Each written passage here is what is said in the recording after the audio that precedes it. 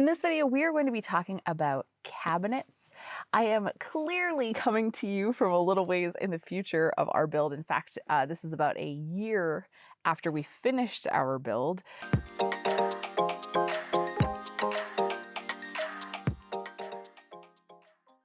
We usually like to let some time go by before we release our DIY videos so that we can just make sure that we're giving good advice and that the things that we've done aren't going belly up before we tell you that it's a good idea. We usually don't have this big of a period between DIY and release, but circumstances are what they are. In this video, we're not going to do a cut by cut of how we build the cabinets, but instead we're going to talk about general design. We're going to talk you through what we did to do our overhead cabinets, which is a little unique from what a lot of other folks have done. And then we're going to talk a little bit about finishing details like cabinet fronts and paint. But I do want to say that we have a huge debt of gratitude to Woodshop Diaries for the videos that she produces, because they were incredibly helpful in us building this entire cabinet design, especially when it came to drawers. And we're not even going to talk about drawers in this video, but I will link right up here to her video on drawers that we used basically like item by item, and we walked through and did it, and it was fabulous. So easy to follow. Highly recommend her videos. I just want to say that we wanted to say thank you because you make great videos. Without further ado, we are going to rewind back to the build, and Andy is going to talk about how we built the cabinets into the van with just some basic techniques, and then you'll come back to me a little bit later. So we'll start with this cabinet here. This is the toilet slash fridge slash toaster oven. This one was built in a different method than I built the kitchen cabinets, because we built this in situ, which means in place. Mostly because this one goes floor to ceiling. So building it as one piece outside the van and trying to bring it in place wouldn't have worked. The construction method was pretty easy. We first cut and scribed in the 3 verticals, and then I built some cleats down at the bottom that screwed and glued to the floor that the verticals attached to. And then here at the top, we used a combination of angle brackets and screwing into the upper furring strips to support the top. And when you get started, you'll see that your vertical panels are pretty flimsy, but don't get worried. Don't freak out, because once you get your horizontals in there, it's going to be rock solid. This is probably the strongest part of the whole van. So once the verticals are in, we put in the horizontals. We used a combination of cleats for super high load areas, such as where the fridge is going to sit and where the toilet is, and a combination of pocket holes for the ones that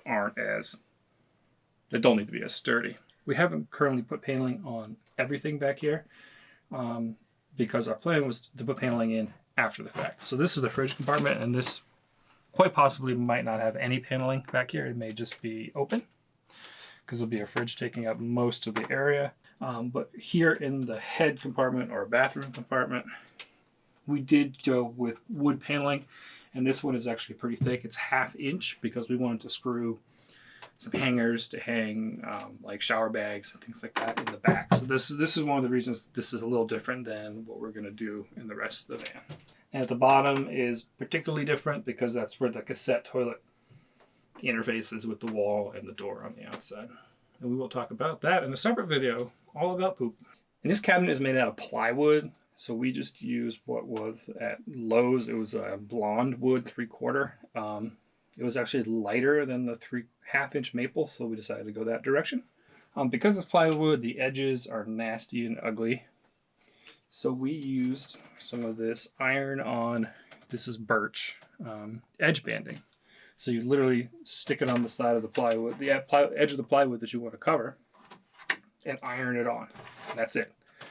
And it looks nice and finished. Up here at the top, you can see I did not go all the way with the edge banding, and that's because our ceiling material is 3/4 of an inch, and we'll cover that up. And because of this, the thickness of my ceiling panels, that is also how I decided where to put the trim. Next, we built the upper cabinets. We decided to build that next because there wouldn't be a bed in the way or any lower cabinets. These are constructed similarly to the other cabinet. We have 3/4 inch blonde wood for the verticals and then 1/2 inch plywood for the horizontals, mostly because it didn't need to be that thick and I had that laying around, to be honest. This is supported by two different things. In the front, we have 3 rib nuts, which are attached to the ribs in the van. And in the back, it actually hooks over the rib, this horizontal rib in the van. So this is actually really, really sturdy. So on the notch, it does extend behind this lip about 1/2 inch. And I also have 1/2 inch of clearance between this piece of plywood and the rib here. And that is so when you lift it on and off, there's actually room to get it up and over, because we did build this one outside the van. So the kitchen or galley lower cabinets are probably the most traditional cabinets in the entire van. They were actually built outside and then brought inside when I completed them. Again, they're made out of the 3/4 inch blonde wood for the verticals, and then 3/4 inch maple for the horizontals and cribbing. And again, this is all put together with pocket holes and screws and glue. So it was really simple to make, pretty lightweight, and really strong. One thing to remember, and not to get caught up in, is that when you're building it on the counter or the workshop, that it doesn't have a whole lot of strength racking. So it can wobble back and forth here at the top quite a bit. But don't be too concerned, because you're going to be attaching it to the floor and one of the walls in the van, and that will stiffen it up tremendously. And then the last thing is that when you put your countertop on, that will also stiffen it up quite a bit. So these cabinets are like really straightforward, except for one detail that is pretty small. Is that this cabinet right here is slightly deeper than this one to accommodate the door mechanism and the pillar here. So there's a slight jog in the cabinet here. And that's to ensure that this cabinet can bolt onto the wall, while this cabinet can clear the door and the door frame. Now this cabinet is attached to the floor with just quite a few screws into the subfloor. And the subfloor in this area has 2 bolts that attach to the frame. So it is pretty sturdy. And lastly, we attached some paneling and some trim to the cabinet. I actually glued this in place because I didn't want to have any screws showing from the front face. There's some now, but I will end up removing them and filling them. And this is another thing that actually stiffens your cabinet up. The backs of the cabinets actually add quite a bit of strength as well. So this upper cabinet was one of the easier cabinets we've done.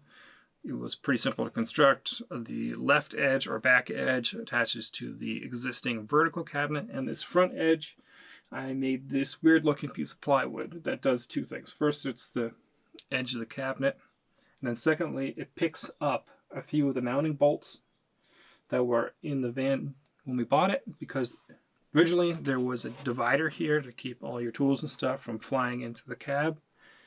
So we had 2 nice sturdy holes to pick up from that the plywood bolts to. So I've told you about how we've made the large vertical cabinet over here, the overheads, and then the kitchen base cabinet. The last one we haven't talked about is this one right here. This is going to be a tower of drawers that sits underneath the bed, so we can store clothes, dog stuff, whatever in there.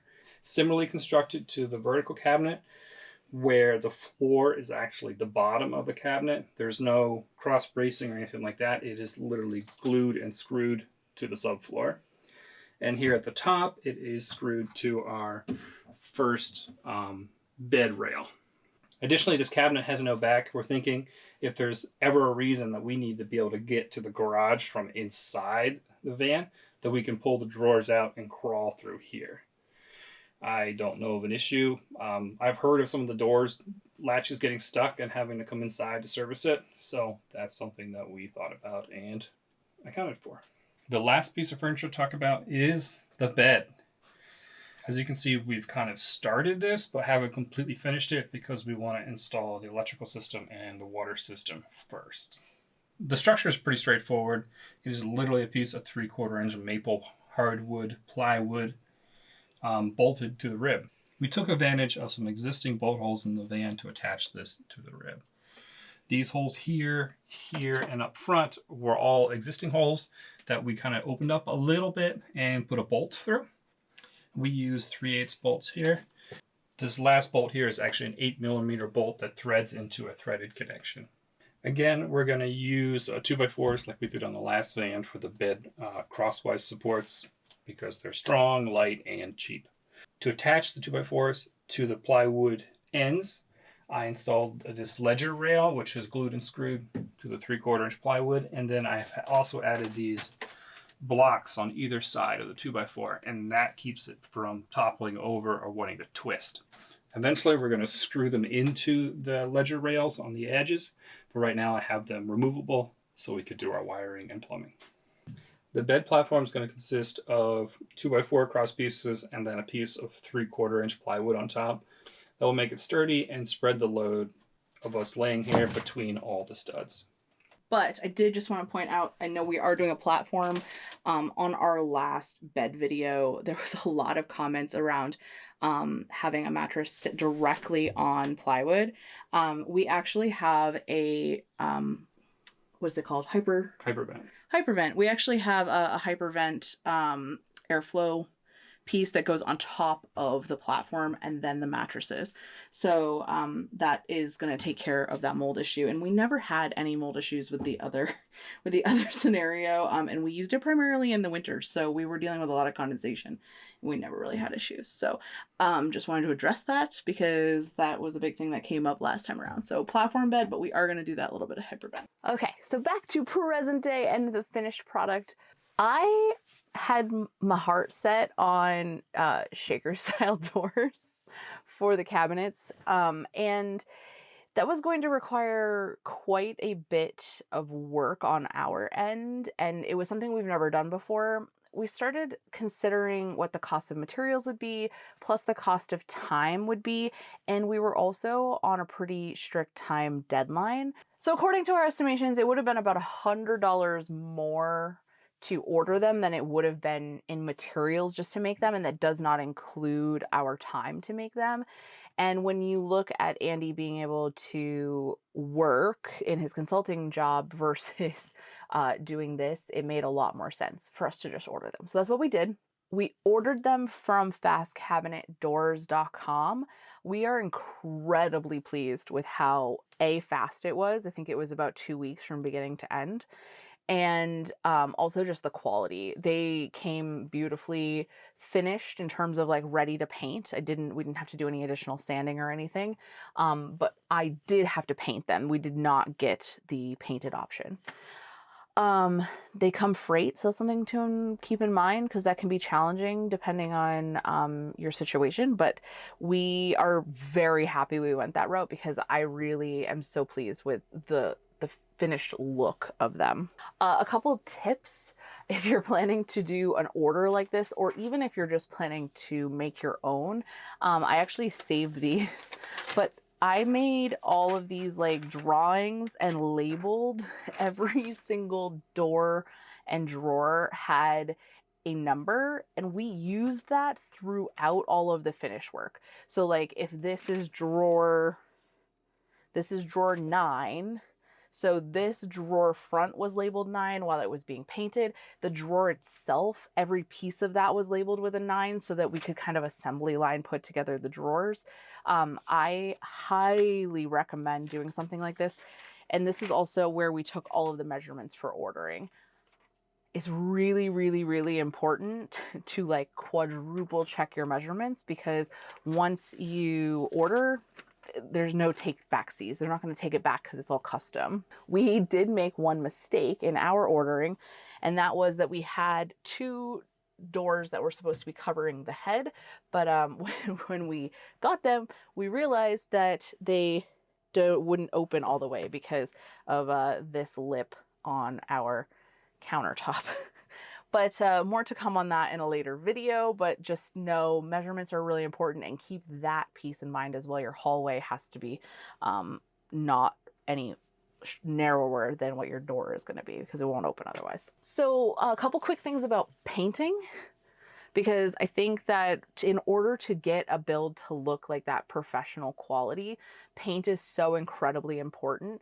And the most important part about painting is sanding. You have to sand between every coat if you really want that like cabinet grade finish on your stuff. Otherwise, you'll get that like the texture from the rollers, that orange peel kind of texture.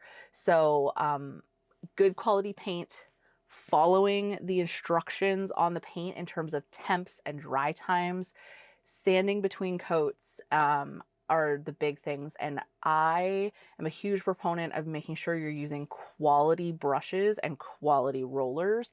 You will thank me later.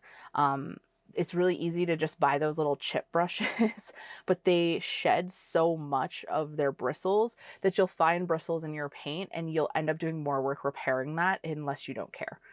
So if you really are interested in getting that like a higher end looking finish, I'm not saying that this looks professional by any stretch, but if you're looking for that higher end finish, just use good quality goods, sand between coats, follow the instructions. Those are the big pieces. So the very last thing I want to talk about in terms of cabinets is cabinet latches, because keeping your stuff in your cabinets is just as important as making them, because if your doors are just going to fly open, you're going to be making messes and you're going to have broken stuff. So keeping doors closed is very, very important.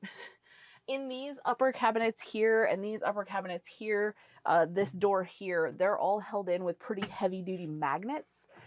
These have worked beautifully. Highly recommend them. I'll put a link to them in the description.